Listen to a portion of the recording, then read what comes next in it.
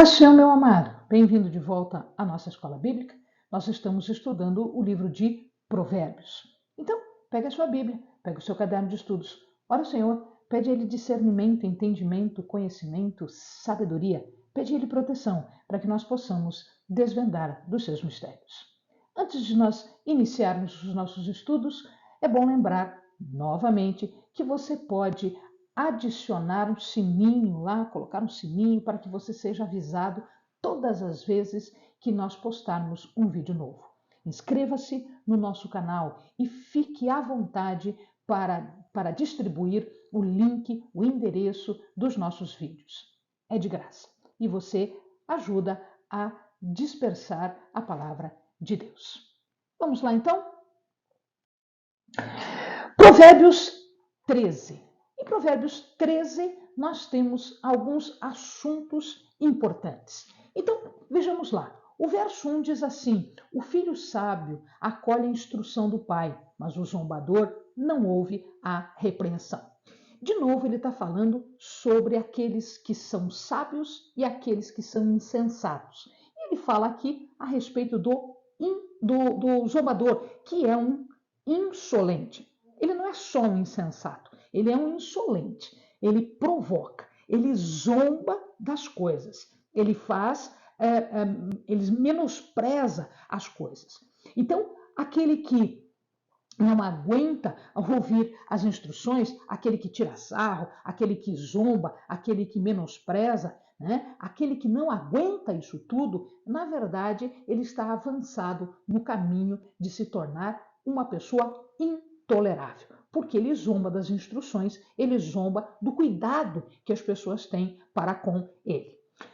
O verso 2 e o verso 3 dizem assim, ó, do fruto de sua boca o homem desfruta coisas boas, mas o que os infiéis desejam é violência. Quem guarda a sua boca, guarda a sua vida, mas quem fala demais acaba se arruinando.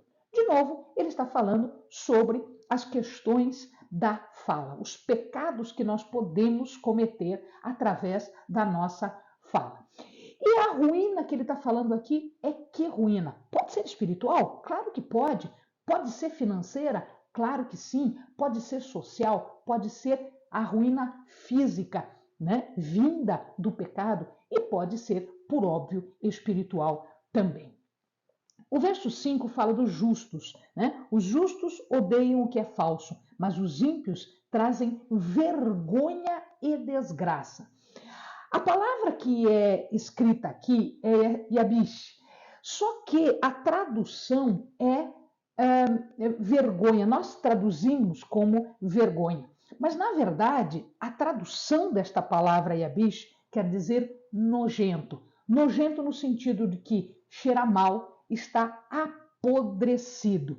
Então, aquilo que é falso, aquilo que traz vergonha, que traz desgraça, é como se fosse uma ferida toda cheia de pus, toda cheirando mal. Então, aqui é o contrário de quem é justo, como se fosse uma ferida cheirando mal, exalando mau cheiro, exalando cheiro de pus. O verso 7 e o verso 6, eles dizem o seguinte: a retidão protege o homem íntegro, mas a impiedade derruba o pecador. Alguns fingem que são ricos e nada têm, outros fingem que são pobres e têm grande riqueza. As riquezas de um homem servem de resgate para a sua vida, mas o pobre nunca recebe ameaças, diz o 8. O que ele está falando aqui? Ele está falando entre ricos e pobres. Quando nós vamos estudar isso, na verdade, os estudiosos, eles não têm certeza se o que nós estamos vendo aqui, o que nós estamos lendo aqui, ele se refere àquele rico que é rico mesmo, o literal é rico, e pobre, pobre mesmo, tá? Ou se ele é um rico porque ele tem dinheiro, ou seja, é um rico como a gente entende de rico, mas ao mesmo tempo ele é pobre espiritualmente falando, moralmente falando. Então existem essas duas é possível essas duas coisas aqui. Mas ele também pode estar falando de ser um pobre literal, ou seja, não tem dinheiro, mas ele se acha rico. E pode ser um pobre literal, mas que é rico espiritual e moralmente falando. Então, fingem que são ricos, nada têm. Do que ele está falando? Será que é dinheiro? Será que é moralidade? Será que é espiritualidade? O que será que ele está falando? Pode ser qualquer uma destas traduções. Nós podemos encontrar aplicação no nosso dia a dia para todas essas traduções. O verso 9 fala da luz dos justos. A luz dos justos resplandece esplendidamente, mas a lâmpada dos ímpios apaga-se. Esta luz do justo pode ser entendida, e os sábios antigos entendiam isso, como se fosse alegria. Esta alegria que dissipa, que joga fora, que afasta tristeza e ansiedade. Mas ela também poderia ser entendida, essa luz dos justos, também pode significar a luz do conhecimento, da sabedoria, aqueles mandamentos, aquela instrução que vem de Deus. Então, a luz do justo pode ser Deus, pode ser alegria. De qualquer forma, nos livra do mal, nos livra da morte. É uma luz que não se apaga. O verso 10 fala sobre o orgulho. O orgulho só gera discussões, mas a sabedoria está com os que tomam conselho. Orgulho, soberba, arrogância. A palavra fala, ora uma coisa, ora outra coisa, mas tudo significa a mesma coisa. Significa dizer que aquelas pessoas se acham superiores. Elas são arrogantes, soberbas, elas são orgulhosas, no sentido de que só ela é capaz, só ela pode, só ela é a melhor de todas. Isso nós vamos encontrar em todas as áreas da nossa vida. Mas aqui, o que o escritor sagrado diz é que Deus não gosta disso. O Senhor não gosta de arrogância, de soberba, de orgulho. Isto para ele é abominação.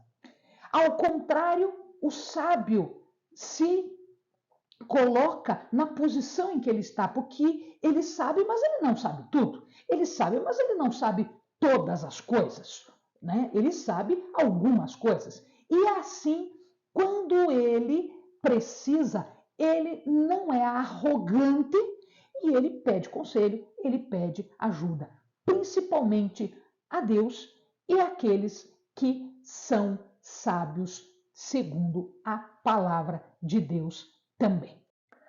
O verso 11 fala sobre riqueza, pobreza. Diz, o dinheiro ganho com desonestidade diminuirá, mas quem o ajunta aos poucos terá cada vez mais. Aqui ele está falando de uma riqueza rápida. Existe um ditado, né, popular que diz assim, vem fácil, vai fácil. É um ditado que a gente conhece. Mas aqui ele está dizendo que essa riqueza rápida pode significar alguma coisa um pouquinho mais profunda. Pode ser que esta pessoa tenha agido de forma desonesta, pode ser que esta pessoa tenha ganho dinheiro com roubo, com violência.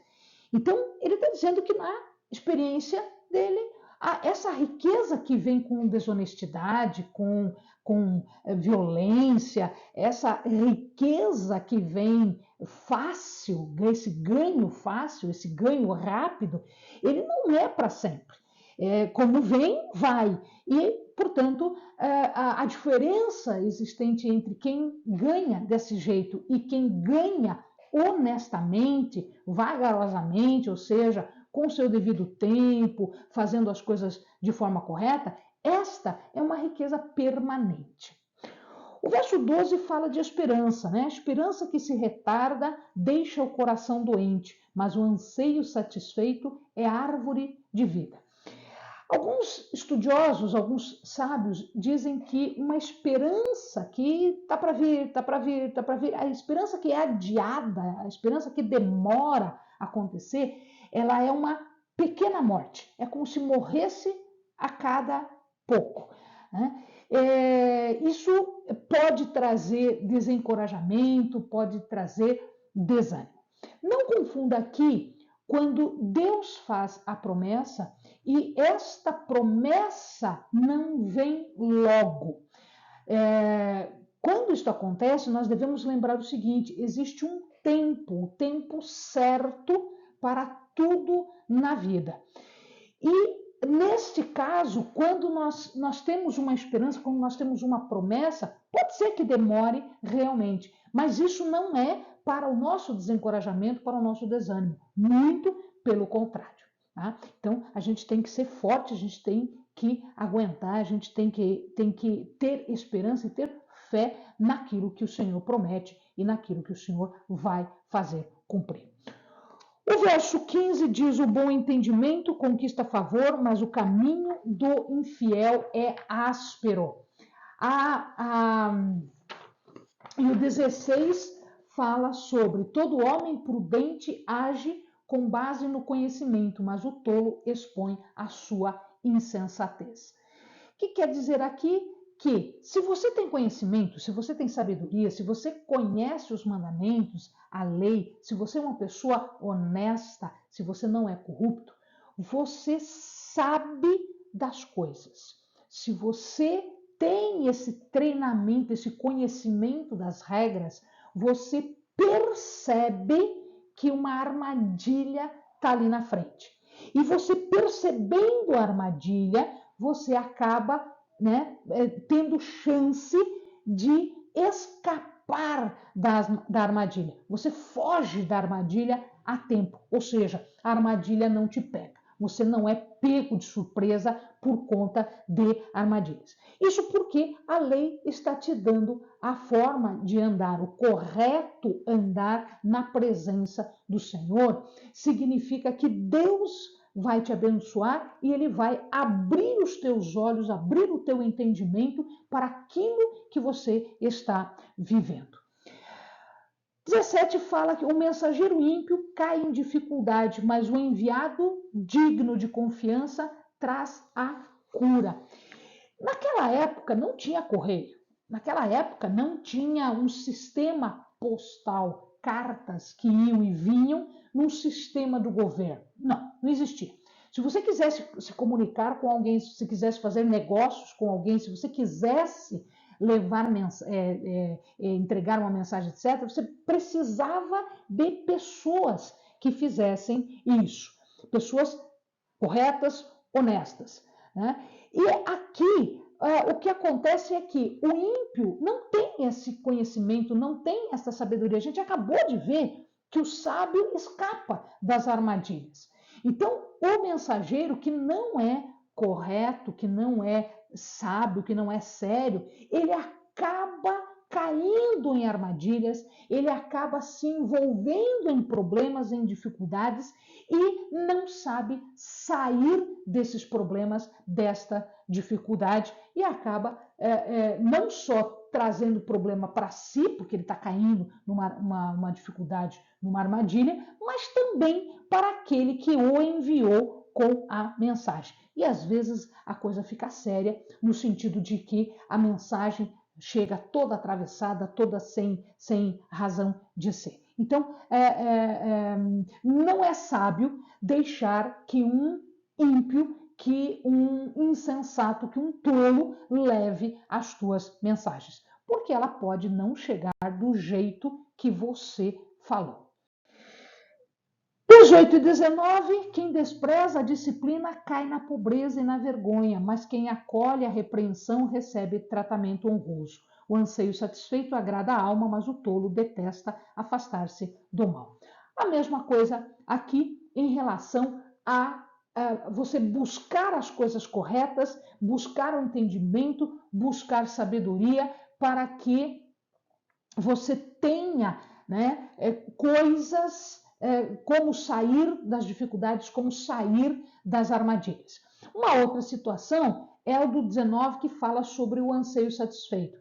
Se alguém anseia algo, deseja algo de todo o coração, às vezes ele acaba perdendo um pouco do seu raciocínio, da sua lógica, do seu bom senso. porque ele quer tanto uma coisa que ele acaba se deixando levar, ele acaba querendo algo, custe o que custar, ele quer aquilo. Ele não pensa mais se vale a pena ou não. Ele quer, porque isso é uma decisão, ele já prometeu para si mesmo aquilo e ele vai levar tudo adiante até conseguir o que ele quer. E às vezes isso não é muito correto, às vezes isso não é muito bom senso, muito de juízo.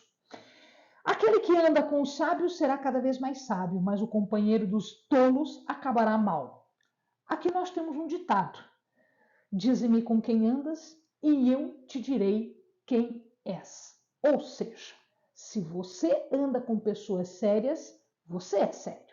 Se você anda com tolos, você é um tolo. Se você anda com sábios, você é um sábio.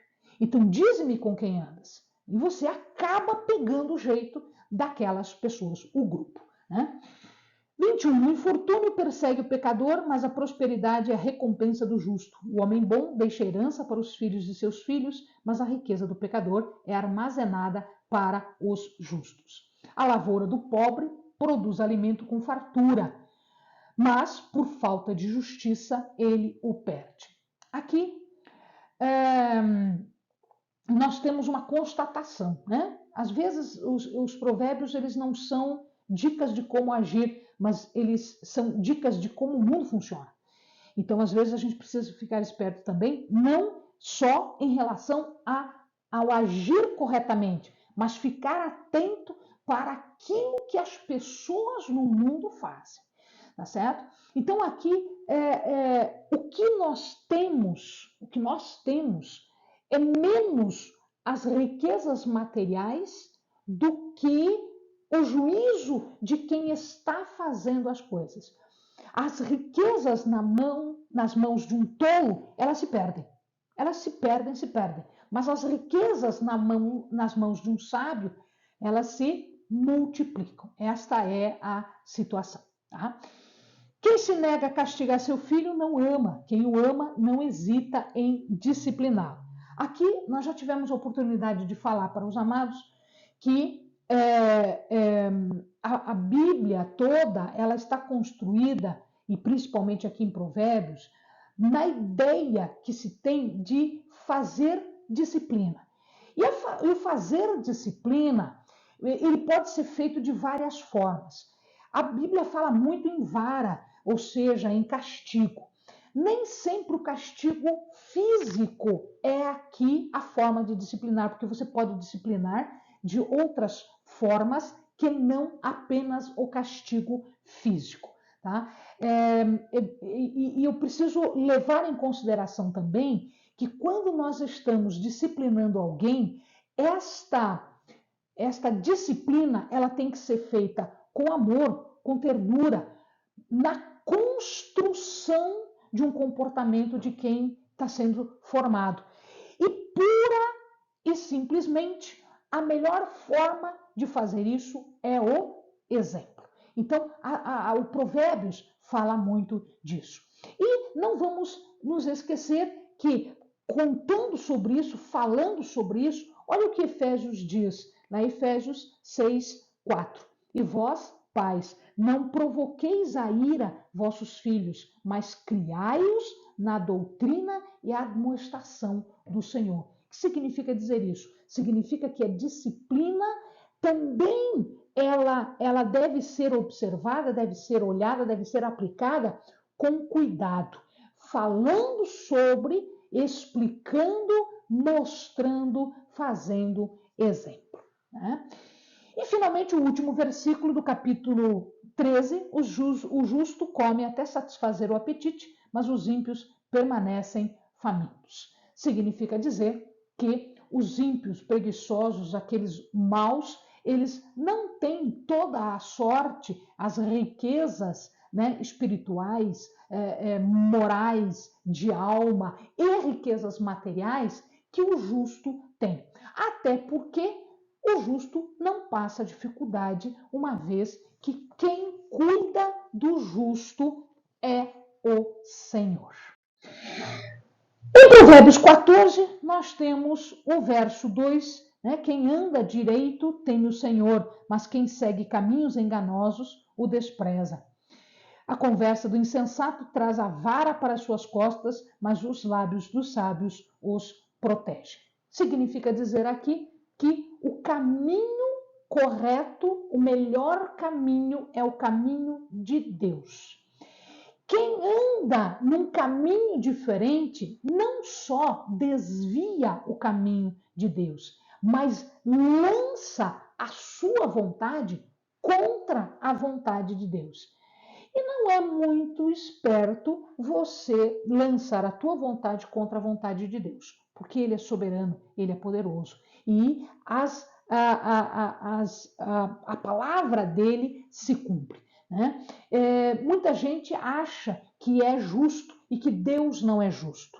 Então, esta acusação de que Deus não é justo, que Deus não faz justiça, de que Deus, né, ele exige coisas que você não acha certo, isto é aplicar a tua justiça, o teu caminho, as tuas regras, as regras que você faz contra as coisas que Deus coloca para nós, para nos auxiliar, para nos guiar. 4. Onde não há bois, o celeiro fica vazio, mas a força do boi vem, com a força do boi vem a grande colheita. Significa dizer que naquela época não haviam maquinários, não haviam tratores, não haviam outras formas de se fazer a produção, precisava se usar animais. Então, esses animais aqui, onde tem animal, significa que as pessoas estão trabalhando, né? E existe riqueza. Então, alguns estudiosos acham que isto também, essa parte, esse versículo aqui, está falando também contra a preguiça. Ou seja, o animal trabalha, as pessoas trabalham e do verbo haver, né? A produção, a formação de riquezas. O zombador busca sabedoria e nada encontra, mas o conhecimento vem facilmente ao que tem discernimento. Mantenha-se longe do tolo, pois você não achará conhecimento no que ele falar. A sabedoria do homem prudente é discernir o seu caminho, mas a insensatez dos tolos é enganosa. Os insensatos zombam da ideia de reparar o pecado cometido, mas a boa vontade está entre os justos. Então, estamos falando aqui de novo, a palavra fala a respeito daquele que não considera o caminho correto, o caminho de Deus. Né? Buscar sabedoria não é se você é capaz ou não de buscar, porque todos nós somos capazes de buscar sabedoria. Deus proveu para nós uma mente, uma cabeça, um coração, uma alma que seja capaz de temê-lo, que seja capaz de conhecê-lo, que seja capaz de aprender, de ler e aprender e saber dos seus caminhos. O problema aqui é que a pessoa não é essa questão dela ser capaz ou não ser capaz. A questão é que ela não quer. A questão é que ela não tem o Senhor. O caminho que ele está falando aqui é a conduta. Ou seja, existem pessoas que sabem o caminho correto, mas elas não querem o caminho correto. Elas sabem como se comportar, mas elas não querem se comportar daquele jeito. Elas sabem que Deus é soberano e poderoso, mas elas não querem dar honra e glória a Deus. Elas acham que são independentes de Deus e que elas não precisam de Deus para nada, que a regra delas, viver do jeito deles, é melhor do que viver do jeito de Deus. Né? Então, não é que ele não consiga chegar lá, ele até conseguiria, mas ele não quer. Né? Ele, inclusive, ele zomba do pecado, ele acha ridículo essa questão de ser ou não pecador, de pedir perdão, de se emendar, de agir corretamente. Eles acham isso uma tolice. Né? Pode perceber, existem pessoas que são assim, eu mesma conheço pessoas que são assim, elas acham ridículo você seguir o caminho de Deus, eles acham ridículo você ser honesto, eles acham ridículo você não fazer corrupção, porque você é boba, porque você é isso, você é aquilo. Existem pessoas que são assim. Estas pessoas não têm falta de capacidade, elas têm capacidade. O que elas não têm é temor, elas não temem a Deus, elas não querem o temor do Senhor. Cada coração conhece a sua própria amargura e não há quem possa partilhar sua alegria. A casa dos ímpios será destruída, mas a tenda dos justos florescerá. Há caminho que parece certo ao homem, mas no final conduz à morte. Mesmo no riso, o coração pode sofrer e a alegria pode terminar em tristeza. Aqui eu juntei alguns versículos que podem estar falando, os estudiosos não têm certeza, né? A tradução ela não nos dá essa referência. Pode estar falando de uma dor interior, ou seja, essa amargura, e essa dor interior só pode ser entendida, compreendida pela própria pessoa. Quando nós sofremos uma amargura, quando nós temos uma tristeza, quando nós temos uma dor interior, só nós entendemos essa dor. Ela é individual, ela é particular. As outras pessoas podem estar até solidárias e nos apoiando, mas elas não sentem como nós sentimos. Porque para algumas pessoas pode ser mais crítico, para outras pessoas menos críticos. Entretanto, Deus pode participar completamente, tanto das nossas alegrias quanto das nossas tristezas. Porque se alguém pode entender o que nós estamos passando, este alguém é Deus. Alguns acham que aqui pode ser uma coisa mesclada, né? Aquele que aquela alternância, uma hora a gente está feliz, outra hora a gente está alegre. Por quê? Porque no nosso dia a dia não existem só coisas boas, como, graças a Deus, não existem só coisas ruins. Então a gente passa por coisas boas e coisas ruins. Às vezes nós estamos muito alegres, às vezes nós nos entristecemos, nos amarguramos por alguma coisa. Então pode ser que esteja falando disso. A destruição da casa, né? Ali no verso 12, o caminho, né? Que parece certo ao homem, aqui significa dizer que o final do caminho do pecador é a morte. A palavra diz que é a morte. Por quê, Helene?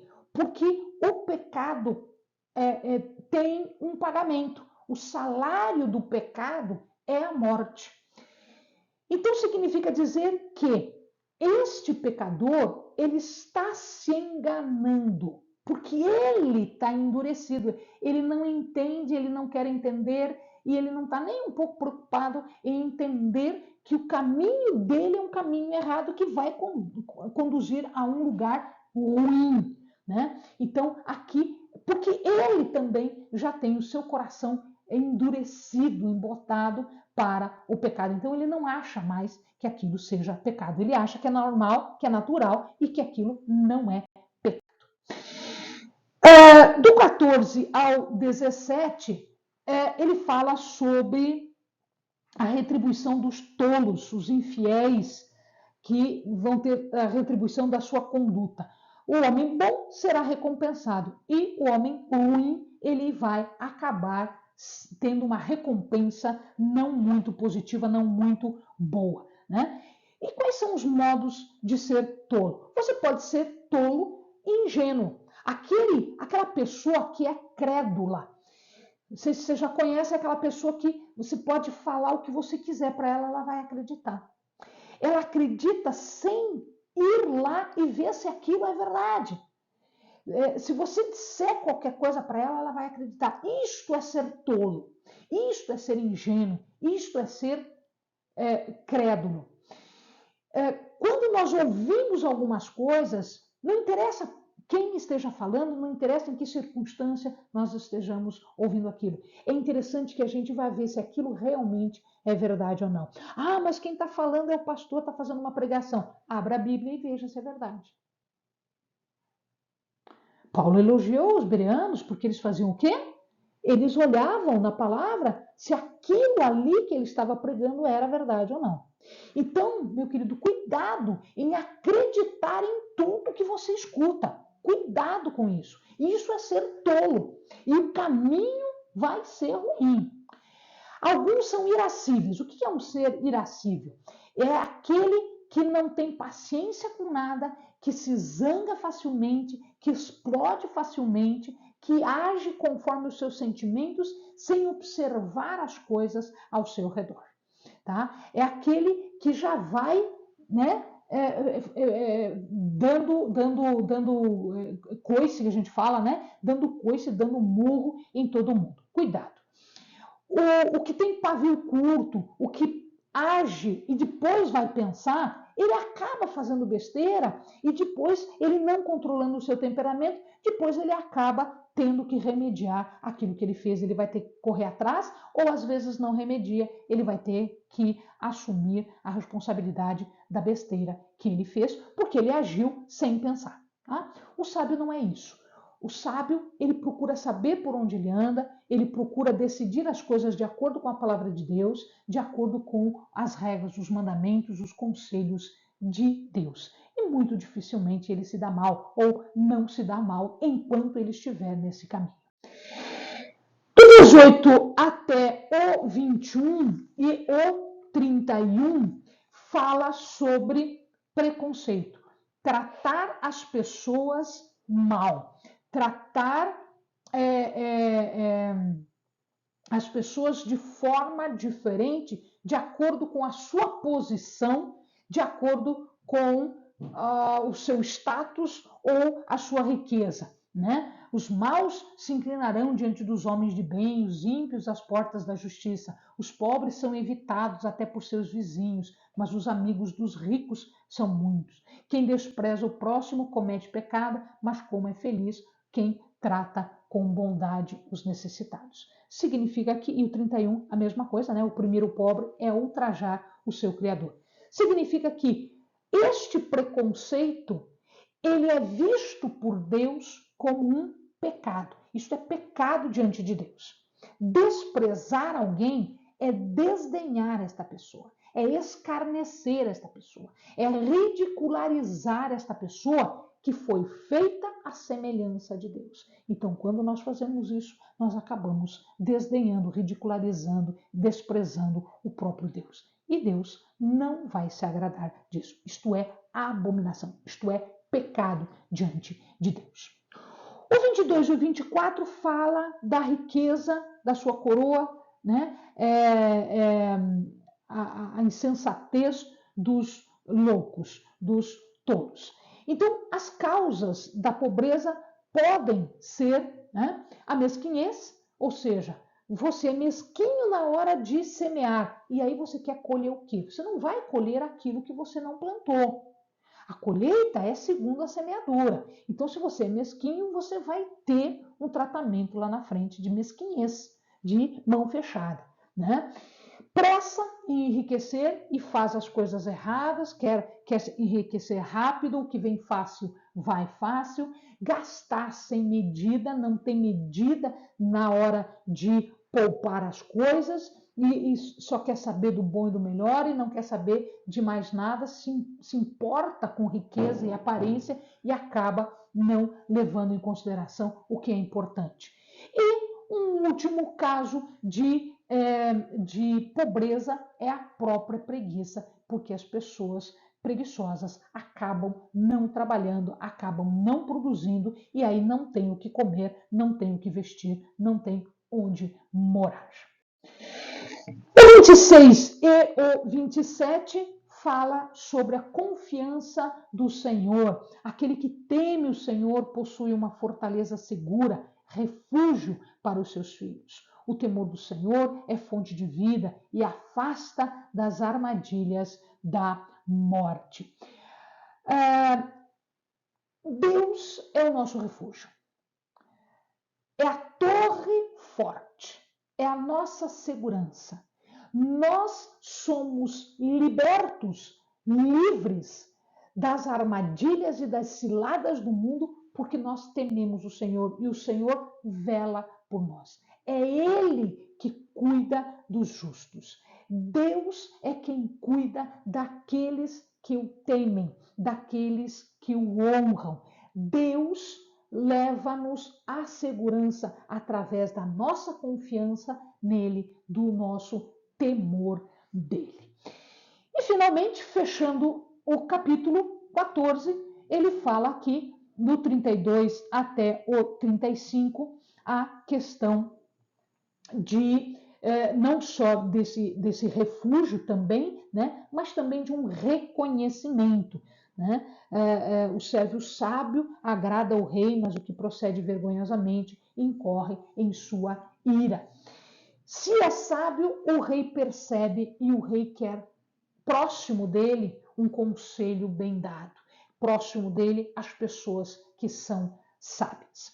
Então não dá para a gente dizer, mas eu não sou reconhecido, reconhecida, porque o rei não me reconhece, porque é azar, porque ele só quer saber de fulano, beltrano. Não, queridos, a nossa limitação em buscar sabedoria, em buscar conhecimento, é que faz com que nós não sejamos reconhecidos, que nós não sejamos, né, apreciados. E o rei Deus, ele nos aprecia sim, ele faz com que nós nos destaquemos aonde nós estejamos. Deus nos destaca aonde nós estejamos se nós tivermos uma sabedoria que vem dele. Você quer exemplo? Então lembre de José, que estava no cárcere e que foi o homem mais poderoso do Egito depois do faraó. O faraó fazia tudo que ele dizia. Você quer homem poderoso? Veja Daniel. Você quer homem poderoso? Veja Neemias. Estes homens venceram não na sua casa. Eles venceram, eles foram reconhecidos fora da sua casa. Porque a palavra diz de José, de Daniel, de Neemias, que Deus estava com eles. Então nós temos aqui o temor, a sabedoria que veio do Senhor. E, portanto, Deus era com ele. Assim como nós podemos ter Deus conosco se nós estivermos neste caminho de temor, de confiança, de sabedoria. Amém, amados? Bons estudos.